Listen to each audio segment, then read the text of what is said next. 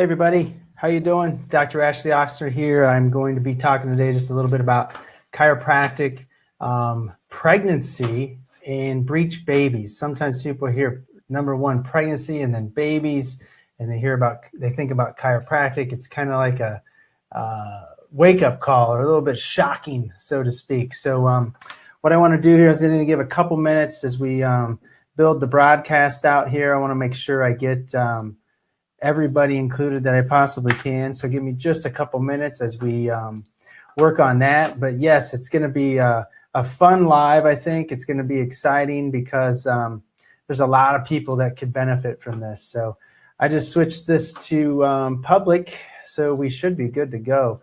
So what I want to do today is just shed a little light on that topic, as I kind of alluded to there, about pregnancy, for issues that could be avoided, things that could be helped with that, and then talk just for a moment about breech as well, which is an implication of a malposition. So we'll talk just through that. I want to go through the concepts. I'll go through the basics. I'm going to show some solutions, some pretty effective solutions, and then I'll share a really cool story at the end.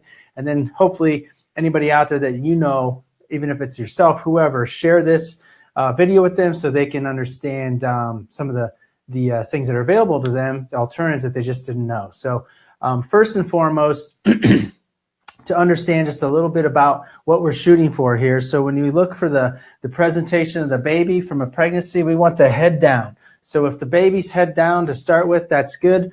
We don't necessarily want them sunny side up, right? We want them in what's called occiput anterior, otherwise known as vertex. So that's the optimal position for birthing. And let me show you a couple of things with the spinal model here. Actually, let me get this other one. Right here, what you'll notice is if we take the spine and we go onto the back here, this is the birth canal where the baby's going to come out and the pelvis is going to expand. Okay, so when that head's down and the occiput, the back of the head is against the front, that's when we're in our best possible birthing position right in there. So what that requires from the mother is that she has great structure and alignment in her spine and especially pelvis. It's critical so that we can optimize the likelihood of a healthy, normal vaginal birth. Okay, so that's the goal right there when we talk about structure and alignment.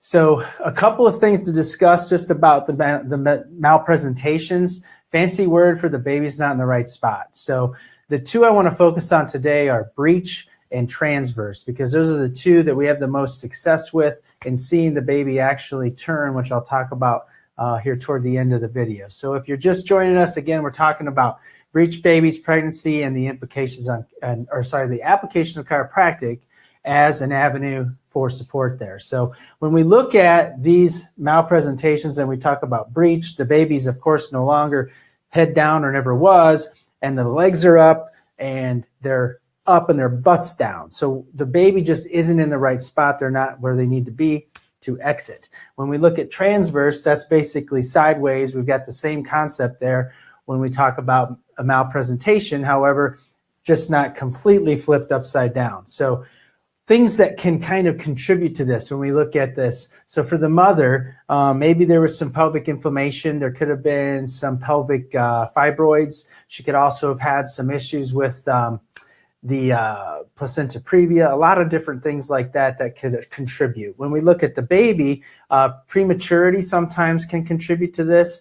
If there's been multiple pregnancies, that's a factor, they say in research. And then just fetal malformation, things like hydrocephalus and things of that nature. So those can also contribute to these malpositions. Now, when we look at the consequences, this is the important part, because cesarean sections, 31% of all U.S. births were by C-section, and that was in 2006, by the way. So those latest statistics are even more. That's a bigger number.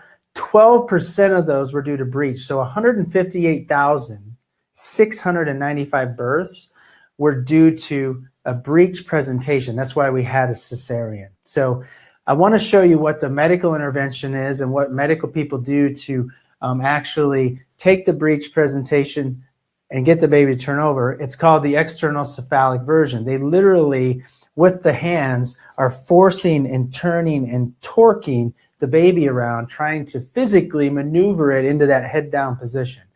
So if you've ever witnessed one of these, you can search it up on YouTube. I was going to play one, but I know sometimes when I do this topic, people are a little groggy out there. They might be a little bit weak stomach, we'll call it. But it's very, very, it's kind of troubling to see. But this is the last ditch effort, typically at week 36 or 37, where they're going to just try to manhandle that baby around. So a couple of things I want you to consider. So one would be, is there an alternative? So the answer is yes. And if you ever have that question where, oh my gosh, you're facing something with your health, whether that's medically or just with a decision regarding anything, and you ask that question, is there an alternative? Almost every time the answer is yes. You just have to look for it. You have to dig for it sometimes. So I wanted to shed some light on an alternative that I employ in my clinic called the Webster Technique. So what the Webster Technique is it's actually a correction of the biomechanics that are out of balance in the sacrum of the mother, which also creates a problem with the round ligament, where the round ligaments on the front of the uterus are actually in spasm or tension. So let me talk to you real quick about the round ligaments. These are important to understand. So the round ligament sits right here. So think of this uterus right here. So here's the spine. This is the lower spine. This is the uterus where the baby's at. So the round ligament attachment in the front of the pelvis goes up to the uterus. This is the only ligament in the whole body that actually has muscle fibers in it. So that ligament can actually get into a state of contraction where it will actually create like a trigger point, and you can feel it. So when that sacrum down below here, so when the sacrum, I'll turn it forward now, is out of balance and rotated posteriorly, and then on the opposite side in the front, that will cause that round ligament to contract. We get something called uterine torsion. And when that's there, the baby is in a position inside that uterus where the natural ability to flip over and turn is compromised. So this procedure, where we do a very light correction of the sacrum, and then we also work the round ligament with any kind of trigger point that's there or present to relieve that spasm and tension, it's pretty crazy to see what happens. In fact, worldwide, the effectiveness of the procedure is at 69%, the last statistics I've seen.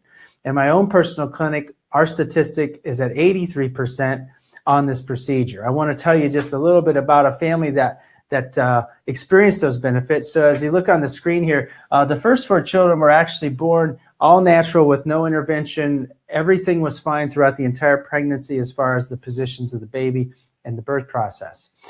With the little girl here, the 5th baby, let me tell you about the little girl. So at 36 weeks, the mother had called me up and told me the baby was breech. She obviously, after 4 wonderful births and everything going perfectly, this was quite shocking to her. It was very, very surprising. So brought her in, did the analysis, and on the second visit, on her walk to her car, she felt the baby flip over, and sure enough, baby was head down, had that little girl, and everything was good. Well, roughly about 3 years later, the little boy came along, and that baby also at 37 weeks, he was still not head down in the proper position. So he was a little more stubborn. It took us about 4 visits to get him to actually go head down, and again, no problems. Okay, so what's key to understand here is, yes, there's always an alternative. Pregnancy has enough stress involved that you shouldn't have to stress out about things like this. So while it's not a guarantee, what it is an alternative that you can share with anybody you know who's pregnant, who they don't necessarily have to have a baby that's breeched to reap the benefits either. I mean, if there's a back labor, if they have pain in their back, sciatica, a lot of different symptoms that are affecting them, these things can be helped with specific general chiropractic. Okay, it's very important to keep that in mind. I wanted to share that today. So as we kind of close out here, I want to encourage everybody out there. Number one, please like, comment, and share. Share this especially with anybody you know who's pregnant, expecting, or planning on becoming pregnant, because it's vital they see this. I don't care where they live. I'm in the Chicago area, in the suburbs of Chicago. There are hundreds upon actually thousands now of chiropractors who are family and pediatric oriented. You need to get to the right one, though, who knows how to do these techniques. A great resource to go search is the ICPA, the International Chiropractic Pediatric Association. You can go on there, find a doctor. It's a fabulous website for that resource. So I wanted to share that with you guys today. Hope you found this helpful. Again, anybody you know who's pregnant, expecting to be pregnant, or planning on or should share this video with them, okay? Signing off. Have a great day.